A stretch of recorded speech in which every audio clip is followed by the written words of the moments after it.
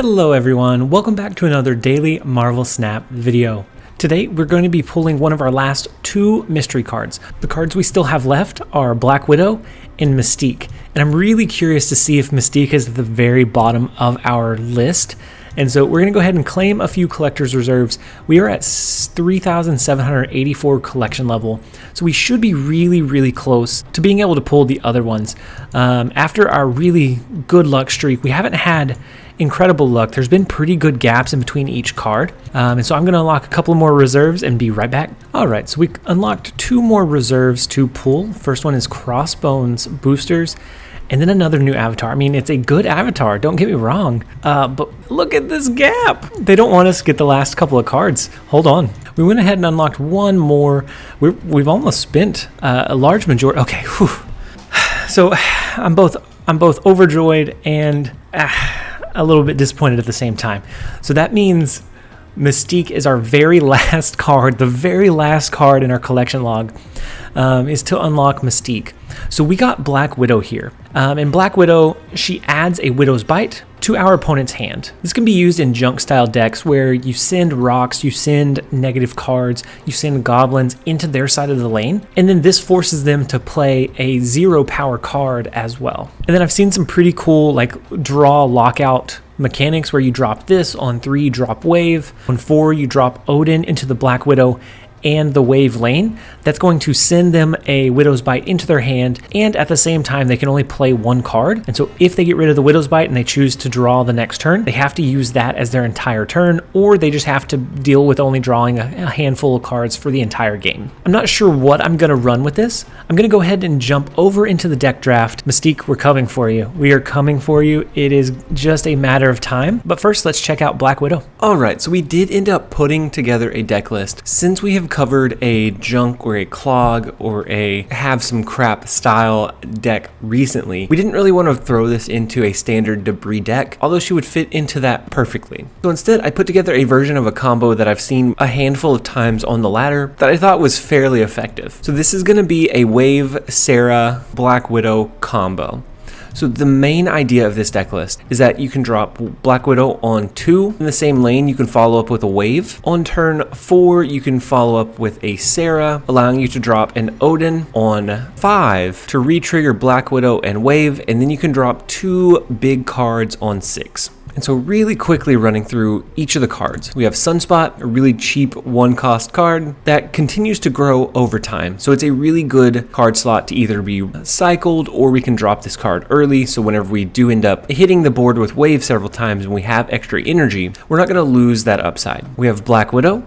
Black Widow is here as a disruptor. She's going to send a Widow's Bite into the opponent's lane if they have that whenever we have Wave. So once we drop Odin, they're going to have to choose between dropping a Widow's Bite or dropping one of their regular cards, because the Widow's Bite will then cost 4. So if they're running something like a Dracula, that's going to stop them from consistently pulling into their Apocalypse, because they'll have both the Widow's Bite and Apocalypse in their hand at the end, more than likely. We have Lady Sif. Lady Sif is here to discard one of our high 6-cost cards, then be resummoned by Ghost Rider. We have Lockjaw. Lockjaw is going to allow us to play some of our cheaper cards into it whenever we don't have the standard Black Widow, Wave, Sarah, Odin combo. We're going to be able to play Lockjaw and then cycle some of our cards to try to cheat out some of our more expensive units. We have Wave. So Wave is going to slow down the opponent. It's going to allow us to drop our impactful units while limiting the number of units that the opponent is able to drop. We have Jubilee. Jubilee acts as a deck thinner. She acts as a last minute tool to try to pull into something big if we don't have it in hand. Jubilee's great to put into a Lockjaw lane, because not only will she pull out a card, she will cycle herself into the deck from the Lockjaw to pull out another card. We have Ghost Rider. Ghost Rider is on reveal going to bring back one of our discarded cards.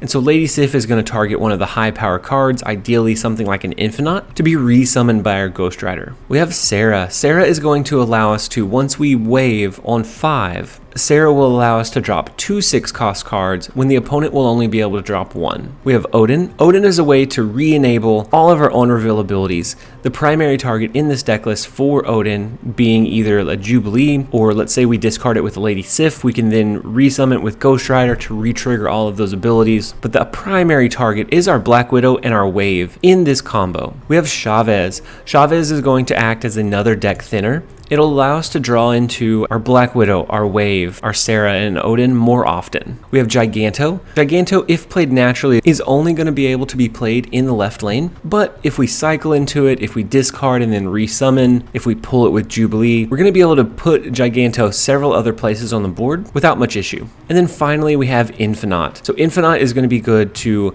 skip on turn 5 and then play naturally on 6, try to cycle into, or pull with Jubilee. And so that is the general rundown of the deck list. Overall, in testing, this deck list feels okay. It's not one that you're going to have an amazing game each turn, but it does pretty decently, pushing a pretty high power level, but it feels like it really shines whenever you do draw into your Black Widow Wave, Sarah Odin combo.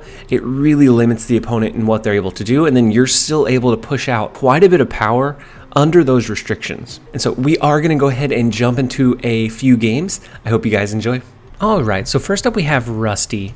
And we did have Sunspot in our hand before Hell's Kitchen turned up, so we don't get the upside of drawing that out of our deck and thinning it, but I mean, it's okay, because we do have our Wave, our Sarah, and our Odin. The only thing we don't have in our hand that we would want is the Black Widow. If we can draw them to Black Widow.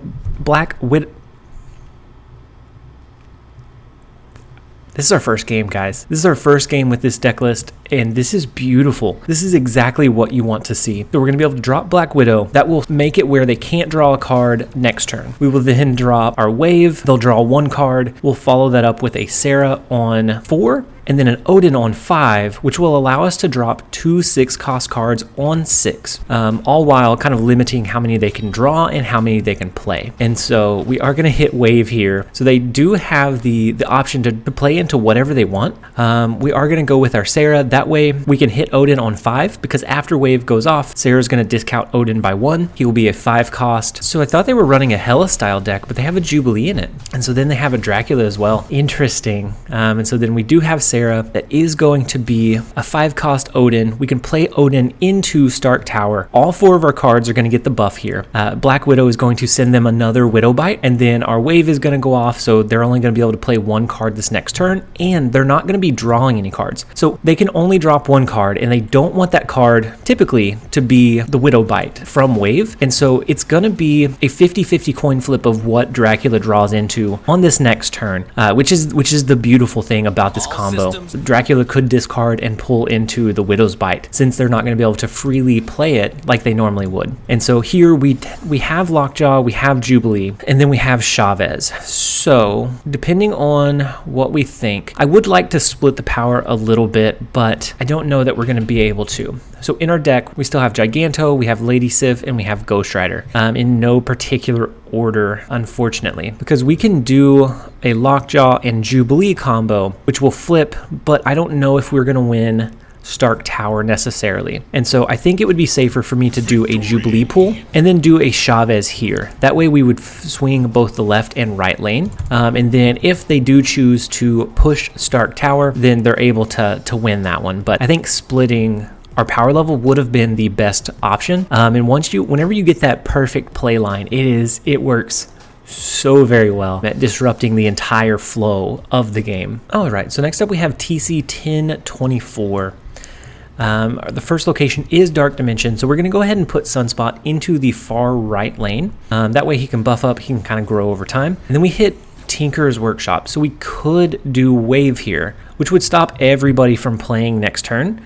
Because all cards are going to cost 4, we're only going to have 3 energy. Since we have Sunspot on the board, I don't know that that's necessarily a bad idea. I mean, we do have our Lady Sif, so we could discard Giganto and know that we can resummon it. So maybe we do that. I mean, I kind of like the idea of blocking off their play entirely so that we both have to skip. We'll get the upside of letting our Sunspot grow. It just doesn't feel as active as I would like. I would like to be able to follow up with like a Sarah or and Odin when we drop Wave. And so we opted to go with the Lady Sif to discard our Giganto. And so cards we played this turn are not going to reveal. So Wave is not going to take effect next turn, unfortunately. It'll take effect the turn after. So it's going to take effect on turn 5. So I think what we do is we skip this turn. Typically you can't play Infinite off of the Wave, but I think we skip this turn. We let Sunswap buff up. Wave will turn over, Infinite will cost 4, and we can drop him and sneak him into the Dark Dimension here. And then we still have Giganto queued up with our Ghost Rider. We have a really good advantage. I would snap, but whenever we snapped and ended games early last time, we got some feedback that people would like to see the entire game play out. But at this point, I am confident in our strategy and in our playline that I would snap if we didn't want the game to go the full distance. Because I think after Wave came down, they would end up retreating. Oh, it was the Lady Sif. We're going to drop our Infinite and hide him into the Dark Dimension. It's going to be really unlikely that they anticipate a 20 power drop. Now, I mean, maybe because they saw that we skipped last turn, but it's just not something you think about on turn 5. And so they flip into a Ronin, which that is I haven't seen that Ronin variant.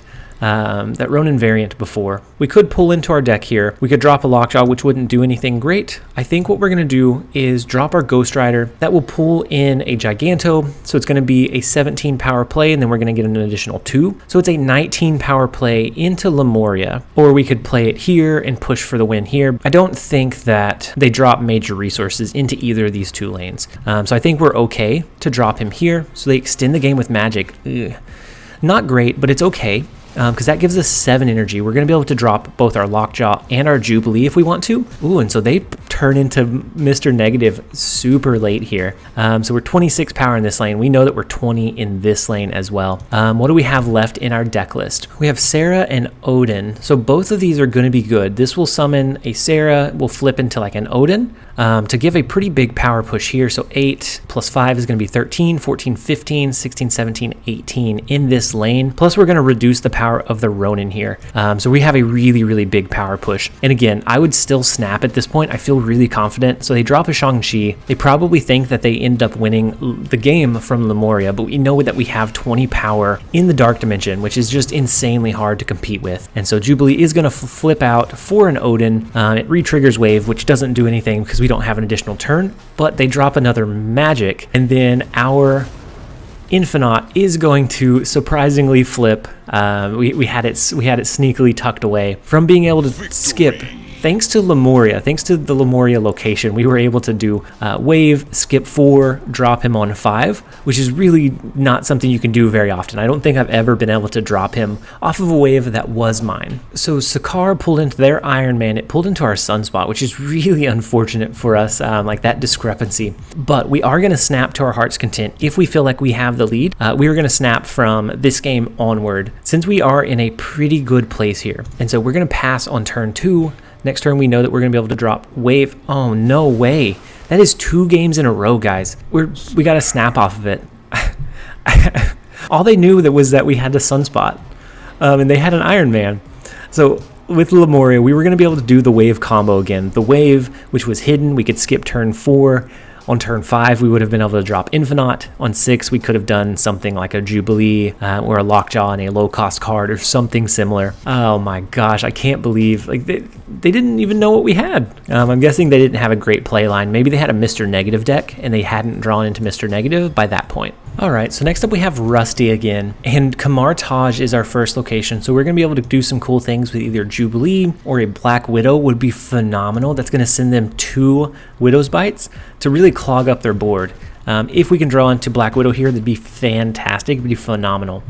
But they do send us 2 rocks into our deck, so they do start kind of clogging it up and cluttering our draw space. We draw into Lady Sif here. So I think what we're going to do, we're going to go ahead and do, no. Since we got the extra energy from Tinker's Workshop, if we did Wave this turn, we wouldn't be able to play anything next turn. So I think we're going to play Lady Sif into the mid location. We don't want it to discard 2 of our cards here. It doesn't feel great. The double on reveal Scorpion feels pretty nasty though. It makes our Jubilee -1, it makes our Wave only 1, and Sarah a minuscule 3. So now that we are naturally on turn 3, we are going to drop our Wave. Next turn we'll do Sarah. It doesn't matter necessarily which lane we drop it in. So we could do it left, mid, right. It won't matter too much. Ooh, they killed our Chavez, and I missed what other card they destroyed. So Rusty is having a heck of a time with Kamar Taj here. Very, very fortunate that they hit such a solid location for themselves.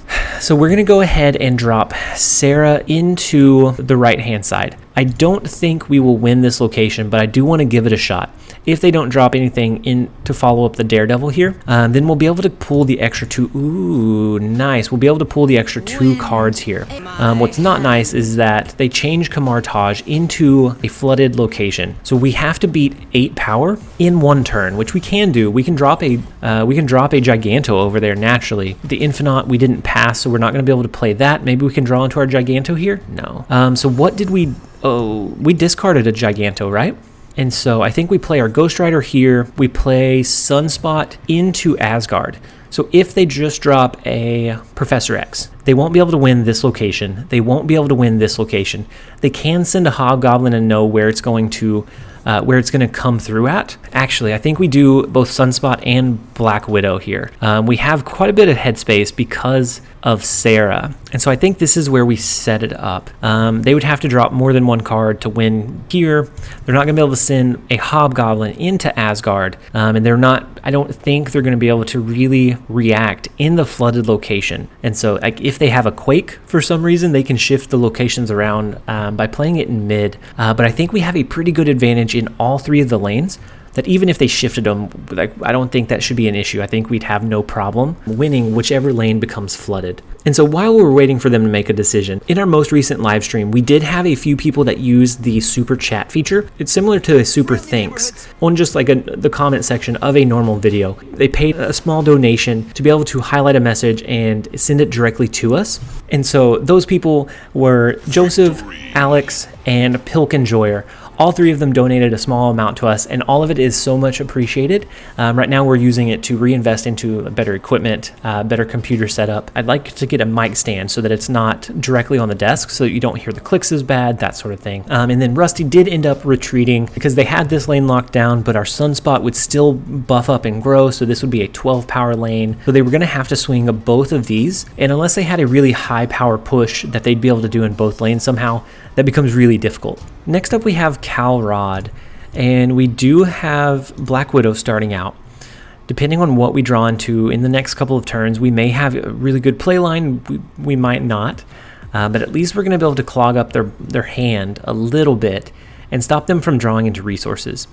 So we have Lockjaw, so we're going to be able to rotate.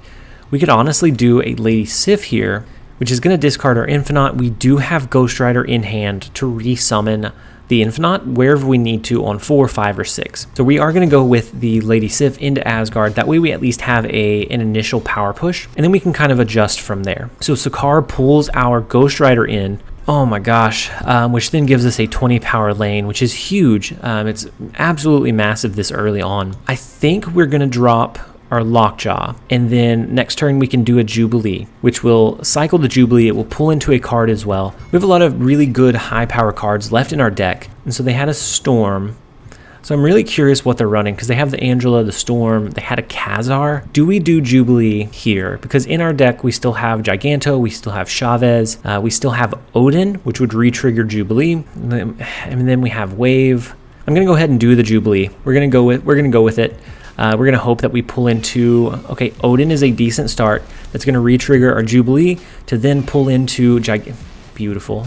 I couldn't ask for a better pull there. Like, there's no way that they can come up over that power level. That's a 12 power gap in the next 2 turns that they would have to skip. There's no way. There's no way that they can do it. And then Iceman does hit our Sarah, so it is going to be a 6 cost card. We're not going to be able to play it, unfortunately, but we do get the win in Asgard, surprisingly. So we can do something like a Widow's Bite and a Sunspot. We're in a very good strategic position because unless they had a Shang-Chi, we have this one locked down as well. Very high power game. That is the like bread and butter of this deck list, is being able to do some like ridiculously high powered plays off of almost nothing. And so that one felt pretty good. We're going to go ahead and jump into another one and try to keep this rolling. Next up we have Dapper Beagle, which could be a bot name. They said hello, so maybe not. We do have Onslaught Citadel as the first location. So we're going to be able to do a Sarah there, and all of our cards are going to be reduced in cost by 2, which is huge. Now, Onslaught Citadel does run the risk of being destroyed by Los Diablos base, but that's just a possibility. It's not a given. And so we do have the Odin here. So we can always do the old cheeky combo from one of our very first control style deck builds where we resummon Ghost Rider here. That will then resummon Odin to then discard a new card and then resummon it with Ghost Rider. We can have a pretty good power push here whenever we want to or whenever we need to. So just in case this location remains, I'm not going to drop our Lockjaw in that lane. We're going to place him into Shadowland. We're going to hope that Shadowland is the one that gets destroyed. Ooh, so they discard a Dr. Doom. So they're going to be able to push power into the other lanes fairly easily. And so we can do a Black Widow, a Sunspot. Both of those are going to rotate into our deck, and we're going to pull out 2 other cards. Maybe we'll pull out Giganto, Infinite, Chavez. Maybe we'll even pull out Wave. So there's the Infinite. So that's a huge first start. Now I'd be okay with like a Wave. I don't know. I feel like the game hears me sometimes. And so they do resummon their Dr. Doom. So they have Doom bots. If they have an Odin, they'll be able to play it here to resummon additional Doom bots. They're not going to be able to win in Shadowland. So I think we need to pick a location and try to focus on winning it. Ooh, and they didn't play their Widow Bite. So that tells me they were probably planning on pushing additional power, or at least I think they're planning on pushing additional power. So we know that they're not going to be able to draw. We're not going to use the Black Widow here. We're going to use Jubilee. We can still pull into Giganto. We can pull into Chavez. Actually, which we discarded one of those. I'm not sure which one it was. Maybe it was Odin that we discarded. So I'm going to play Jubilee here. If we get Ghost Rider, it will re-trigger Jubilee, and then it'll pull a new card, so we would cap out anyways. So they use a Doc Ock, so that's going to pull our Sarah and our Black Widow into Los Diablos base here. So it's going to be hard to come up over this power level and win at least. And so they're not going to be able to draw a card this turn again, I don't think. So we pull into Giganto with our Jubilee. And so now it comes down to where do we want to push power? So we can flip this location, because if they do an Odin, they won't win this one. If they do an Odin here, they wouldn't win. I think they're planning on an Odin. And so I think either location to play Chavez would have been fine. I think we would have come out on top regardless from the lucky Jubilee, the lucky Lockjaw flips. Just overall, very, very solid game. And so with that last win out of the way, we are going to go ahead and end this video here. I hope you guys enjoyed it. We have one more card to pull in Mystique. And so after that, we'll be able to build whatever decks we want. We'll be able to focus on really honing in on and doing some really cool deck builds. But I hope you guys enjoyed it. If you did, make sure to leave a like and a comment down below. This has been TLSG. Later, guys.